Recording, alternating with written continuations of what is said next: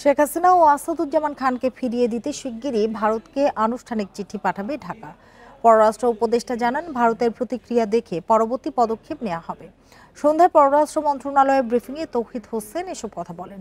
এদিকে ভারতের পররাষ্ট্র মন্ত্রণালয়ে বিবৃতিতে জানিয়েছে, শেখ হাসিনার বিরুদ্ধে নেওয়া সিদ্ধান্তটি তাদের নজরে এসেছে। জুলাই গণ অভ্যুত্থানের মুখে গত বছর ৫ আগস্ট ভারতে আশ্রয় নেন শেখ হাসিনা। মানবতা বিরোধী অপরাধে তার বিরুদ্ধে বিচার শুরু হয় ট্রাইব্যুনালে। এরপর তাকে ফেরাতে ভারতকে চিঠি পাঠায় অন্তর্বর্তী সরকার, কিন্তু কোনো উত্তর দেয়নি দিল্লি।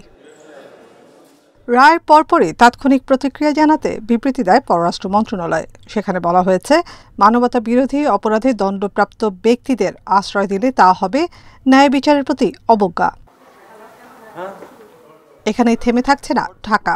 শেখ হাসিনা ও আসাদুজ্জামান খানকে ফেরাতে আবারও আনুষ্ঠানিক চিঠি দেওয়া হচ্ছে।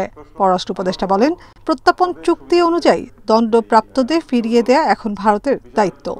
কোনো জবাব আমরা পাইনি। এখন তো পরিস্থিতি অন্যরকম। বিচার প্রক্রিয়া সমাপ্ত হয়েছে, তাদেরকে শাস্তি দেওয়া হয়েছে এবং আপনারা দেখেছেন স্টেটমেন্ট যেটা, সেটা হলো যে তাদের সাথে তো আমাদের চুক্তি আছে এক্সট্রাডিশনের, কাজে সেই অনুযায়ী তার আওতায় আমরা তাদেরকে ফেরত চাই। তাকে ফেরত আনতে হবে, যেহেতু শাস্তি দিয়েছে কোর্ট, এবং সেই জন্য আমরা ভারতকে অফিসিয়ালি জানাবো। ভারত তাদের ফেরত পাঠাতে বাধ্য কিনা জানতে চাওয়া হয় উপদেষ্টার কাছে। জবাবে তিনি বলেন, আইনি ব্যাখ্যা দেবেন আইনজ্ঞরা, আর দিল্লির উত্তরের অপেক্ষা করবে ঢাকা।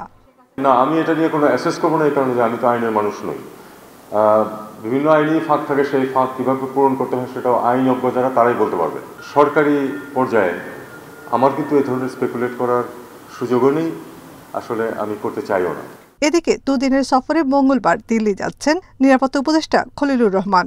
তৌহিদ হোসেন বলেন, চাইলে শেখ হাসিনা ইস্যুতে ভারতের নিরাপত্তা উপদেষ্টা অজিত দোভালের সঙ্গে আলোচনা করতে পারেন তিনি।